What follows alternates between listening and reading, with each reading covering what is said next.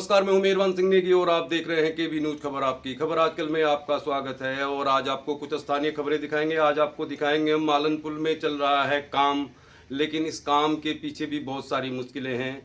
खबर दिखाएंगे सीधे ग्राउंड से। इसके अलावा आपको दिखाएंगे मवाकोट कड़माश्रम संपर्क मार्ग पर इंटरलॉक टाइल बिछाई जा रही। भक्ति के रंग दिखाएंगे आपको कोटद्वार बाबर के जगदेव मंदिर से। लेकिन सबसे पहले नजर डालते हैं देश की उन चुनिंदा खबरों पर जो इस समय चर्चा में है।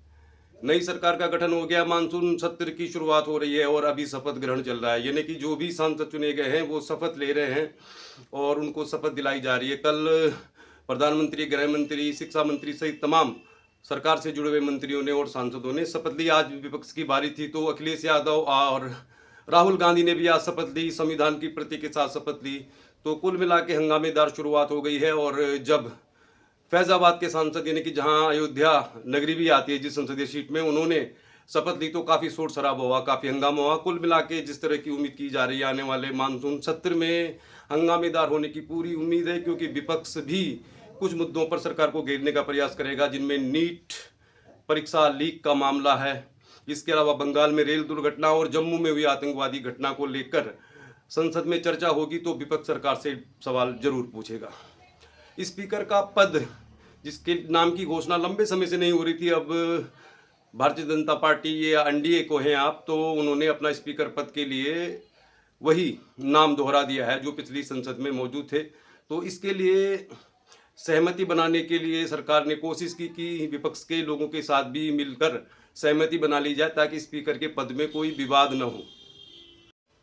तो काफ़ी लंबे समय की खामोशी के बाद सरकार ने एक बार फिर ओम बिरला को स्पीकर के पद के लिए नामित किया और विपक्ष के बातचीत करने के लिए राजनाथ सिंह को जिम्मेदारी दी गई। तो राजनाथ सिंह ने मल्लिकार्जुन खड़गे जो कांग्रेस पार्टी के अध्यक्ष हैं उनसे बातचीत की और उनसे सहमति मांगी कि एक सहमति से स्पीकर का चयन हो जाए तो ज़्यादा बेहतर रहेगा। और राहुल गांधी ने जैसे प्रेस कॉन्फ्रेंस में कहा है कि मल्लिकार्जुन खड़गे ने भी ओम बिरला के नाम पर सहमति जता दी थी, लेकिन ये कहा था कि डिप्टी स्पीकर का पद विपक्ष को मिलना चाहिए। तो जैसा राहुल गांधी ने कहा कि राजनाथ सिंह ने मल्लिकार्जुन खड़गे को कहा कि मैं इस पर पूछकर आपको फ़ोन करूंगा, लेकिन राहुल गांधी का कहना है कि इसके बाद राजनाथ सिंह ने मल्लिकार्जुन खड़गे को फ़ोन नहीं किया, यानी डिप्टी स्पीकर का पद विपक्ष को देने के लिए सहमति नहीं जताई। तो अब विपक्ष की ओर से भी स्पीकर के पद के लिए नाम घोषित कर दिया गया है। तो भारत की संसदीय प्रणाली में जिसकी सरकार होती है उसी का स्पीकर होता है। स्पीकर पद काफ़ी महत्वपूर्ण होता है जब दल बदल की स्थिति आती है।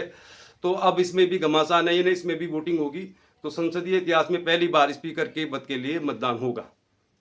चलिए, जिन लोगों को राजनीति में दिलचस्पी है तो दिल्ली में संसद का मानसून सत्र 3 जुलाई तक चलेगा। इसमें कुछ न कुछ रोजाना खबरें आपको मिलती ही रहेंगी और आज हम आपको क्रिकेट की भी खबर दिखाएंगे। लेकिन उससे पहले हैरान कर देने वाली खबर आई अयोध्या से।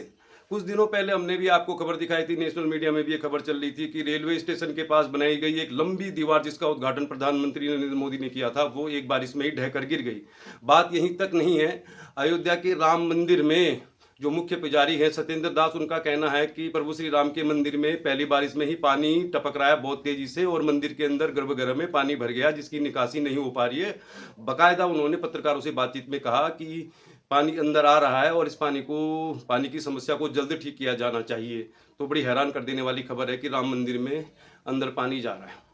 इसके अलावा एक और खबर जो चर्चा में है कि रामपथ यानी कि मंदिर तक जाने वाला एक मार्ग जिसको रामपथ कहा गया और इस रामपथ को बनाने के लिए ही वहाँ पर बहुत सारे मकान, घर, मंदिर, मस्जिद, मज़ारें आदि तोड़ी गई जिससे लोग परेशान थे। और ये रामपथ जो करोड़ों की लागत से बना था धंस गया, इसमें भी जगह जगह गड्ढे हैं। तो फैजाबाद के सांसद जहाँ से अवधेश प्रसाद जीते हैं जिसमें अयोध्या भी आता है, उन्होंने इसको भ्रष्टाचार का मामला बताया। तो ये थी वो 3 खबरें जो देश में इस समय मेन स्ट्रीम मीडिया में चर्चा में। चलिए फिर अब बात करते हैं क्रिकेट की। ICC T20 world cup cricket tournament आजकल चल रहा है। अमेरिका और वेस्ट इंडीज में संयुक्त रूप से आयोजित किया जा रहा है। इस क्रिकेट टूर्नामेंट में कल भारत ने ऑस्ट्रेलिया को रोमांचक मुकाबले में पराजित कर दिया। पेश है कल के मैच पर हमारी खास रिपोर्ट। खेल की खबर आपको बताते हैं। T20 क्रिकेट विश्व कप में ग्रुप 8 के मुकाबले में भारत ने ऑस्ट्रेलिया को 24 रनों से हरा दिया। रोहित शर्मा की धुआंधार 92 रनों की पारी की बदौलत कंगारू बैकफुट पर आ गए और शुरुआत में विराट कोहली 0 पर आउट हो गए थे, लेकिन इस बार रोहित शर्मा एक अलग ही इरादे को लेकर आए थे और जिस तरह से उन्होंने मिचेल स्टार्क पर 29 रन बनाए, 4 छक्के लगाए, तो फिर ये सिलसिला रुका नहीं। जो भी गेंदबाज उनके सामने आया सभी को उन्होंने बाउंड्री दिखाई। 100 मीटर का लंबा छक्का मारकर उन्होंने अपने इरादे जाहिर कर दिए। तो कुल मिला के रोहित शर्मा, जसप्रीत बुमराह और कुलदीप यादव के शानदार खेल की बदौलत भारत ने ग्रुप 8 के मुकाबले में ऑस्ट्रेलिया को लगभग बाहर ही कर दिया था और भारतीय टीम सेमीफाइनल में लगभग सुनिश्चित तौर पर पहुंच गई थी, क्योंकि रन रेट बहुत अच्छा था। तो बहुत शानदार जीत से सारे क्रिकेट प्रेमी खुश हैं और रोहित शर्मा की बल्लेबाजी की पूरी दुनिया के दिग्गज तारीफ कर रहे हैं। इस मैच का सबसे टर्निंग पॉइंट था अक्षर पटेल का मिचेल मार्श को आउट करना। कुलदीप यादव की गेंद पर डीप स्क्वायर लेग के ऊपर से छक्का मारना चाहते थे मिचेल मार्श, जो ट्रेस बैट के साथ एक शानदार साझेदारी निभा रहे थे और भारतीय गेंदबाजों की अच्छी पिटाई कर रहे थे। लेकिन अक्षर पटेल जो बहुत ऊंचे कद के, उन्होंने जंप लगाकर एक हाथ से इस उड़ती हुई गेंद को कैच में तब्दील कर दिया और यहीं से साझेदारी टूट गई। मिचेल मार्श के आउट होने के बाद ट्रेस बैट ने जरूर कोशिश की, लेकिन मैच का जो रुख था भारत के पक्ष में आ गया। तो इस पूरे मैच का टर्निंग पॉइंट था अक्षर पटेल का कैच लेना, और अगर उस कैच को नहीं लेते तो निश्चित तौर पर ये गेंद 6 रन के लिए जाती। और ट्रेस बैट और मिचेल मार्श जिस तरह की बल्लेबाजी कर रहे थे तो वो रन रेट भी अच्छा था उनका और एक बहुत बड़ी साझेदारी की ओर बढ़ रहे थे। लेकिन अक्षर पटेल की तारीफ करनी होगी, जिस तरह से उन्होंने फील्डिंग की और डीप स्क्वायर लेग के ऊपर से 6 रन के लिए जा रही गेंद को जम मारकर एक हाथ से दर्शनीय कैच लिया और इसी कैच से मैच का रुख पलट गया। इसके बाद विकेटों का गिरने का सिलसिला जारी रहा और अंत में जसप्रीत बुमराह ने ट्रेस बैट को भी आउट कर दिया। तो कुल मिला के भारत ने इस महत्वपूर्ण मुकाबले में जीत दर्ज की और अफगानिस्तान के लिए भी रास्ता खोल दिया। तो भारत ने ऑस्ट्रेलिया को हराकर अफगानिस्तान के लिए भी रास्ता खोल दिया, क्योंकि अफगानिस्तान एक मैच जीतकर सेमीफाइनल की दौड़ में बना हुआ था। चूंकि अगर ऑस्ट्रेलिया भारत को हरा देता तो फिर अफगानिस्तान का रास्ता काफ़ी मुश्किल हो जाता। अफगानिस्तान और बांग्लादेश के बीच आखिरी मुकाबला आज सुबह खेला गया और पहले बल्लेबाजी करते हुए अफगानिस्तान ने मात्र 115 रन बनाए। तो स्थिति ये हो गई थी कि अगर बांग्लादेश 12.5 ओवर में 115 रन का टारगेट चेज कर देता तो बांग्लादेश भी सेमीफाइनल में पहुंच जाता, और अगर बांग्लादेश अफगानिस्तान को पराजित कर देता तो नेट रन रेट के आधार पर ऑस्ट्रेलिया सेमीफाइनल में पहुंच जाता। लेकिन ऐसा हुआ नहीं। एक रोमांचक, दिल की धड़कनें थाम देने वाले मैच में बांग्लादेश की टीम ढेर हो गई। एक समय बहुत बेहतरीन स्थिति में थी, बहुत छोटा टारगेट था, लेकिन दबाव ले लिया बांग्लादेश ने और एक 14 रन का टारगेट मात्र बचा हुआ था। विकेटें भी हाथ में थी 2, लेकिन आखिर में वही हुआ जो अफगानिस्तान के पक्ष में गया। तो कुल मिला के अफगानिस्तान की जीत से ऑस्ट्रेलिया हो गया बाहर। सेमीफाइनल मुकाबले में अब भारत, इंग्लैंड, साउथ अफ्रीका और अफगानिस्तान की टीमें हैं। अफगानिस्तान की टीम इस समय जश्न मना रही है, उनके समर्थक बहुत खुश हैं। चलिए फिर आगे बढ़ते हैं, अब दिखाते हैं आपको स्थानीय खबर। सबसे पहले चलते हैं मालन पुल पे। मालन पुल में काम तो चल रहा है, लेकिन काम जिस तरह से चल रहा है, बरसात आने में इसमें बहुत सारी मुश्किलें आ सकती हैं। खास रिपोर्ट देखिए। ये फिर मालन पुल में काम चल रहा है। एक आवाज़ भी आपको सुनाई देगी, जो मशीन लगी हुई है। तो एक स्लैब को लिफ्ट करके पुल के ऊपर रख दिया गया है और उसके नीचे जो स्लैब गिरा हुआ था पुल टूटने के बाद, उसको तोड़ा जा रहा है। यानी कि अब जो लिफ्ट किया गया था स्लैब, उसको मशीनों के द्वारा पुल के ऊपर रख दिया गया है, क्योंकि वहाँ पर जो टूटा हुआ स्लैब है, गिरा हुआ स्लैब है, उसको मशीनों के द्वारा तोड़ा जा रहा है। ये मालन पुल है और इसमें आवागमन फिलहाल चल रहा है। बगल में जो रास्ता है, बहुत सारी समस्या है। अगर अचानक बारिश आएगी तो क्या हो सकता है, आपको अब पुल के नीचे से बताते हैं।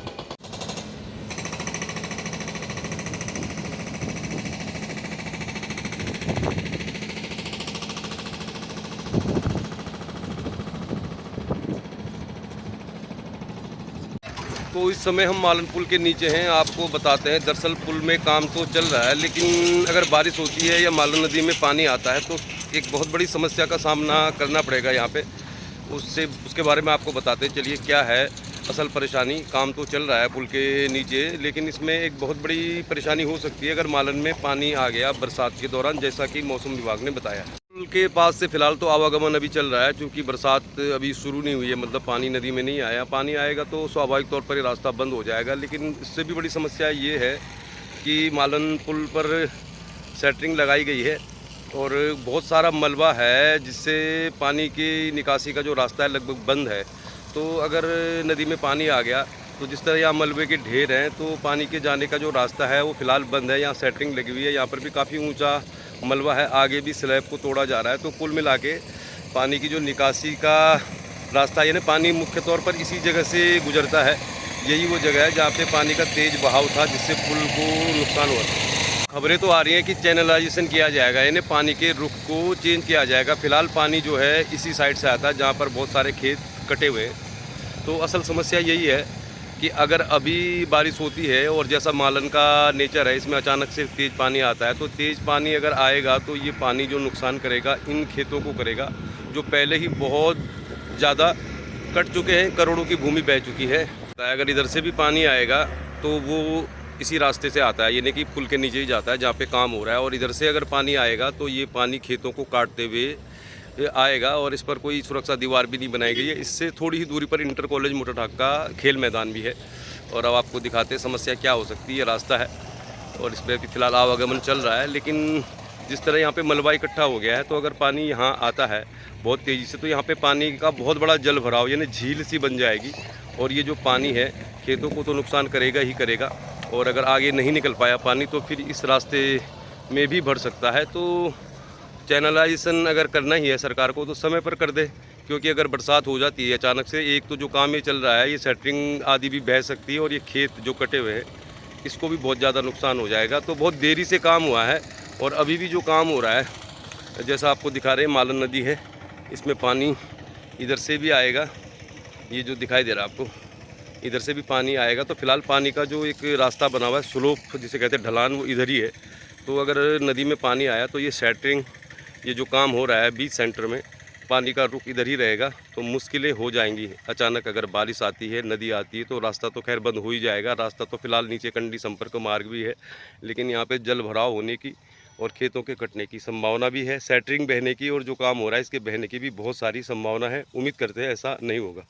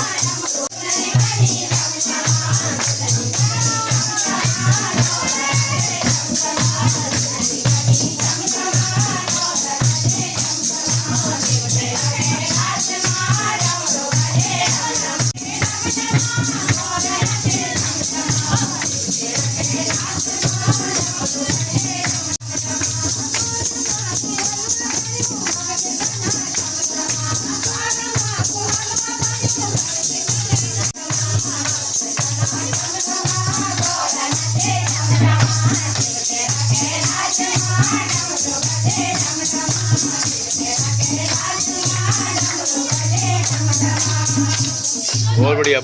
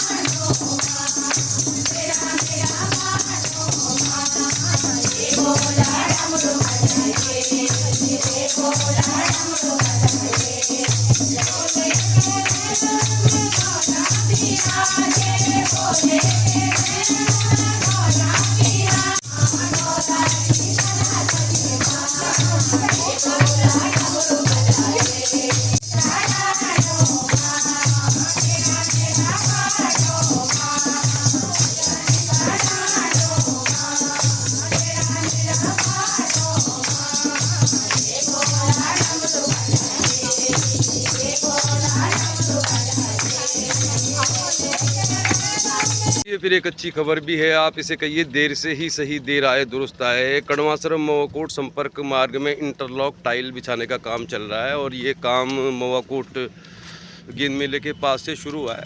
तो ये हिस्सा जो है इसमें टाइल बिछा दी गई है और अभी इसमें काफ़ी दूर तक टाइल बिछानी। तो ये गेंद मेला है जहाँ पे गेंद का मेला होता है और यहाँ पे टाइल यहाँ तक बिछा दी गई है। आगे काम चल रहा है और अभी काफ़ी समय लगेगा लेकिन काम फ़िलहाल जारी है और टाइल बिछाने का काम देर से शुरू किया गया लेकिन काम चल रहा है।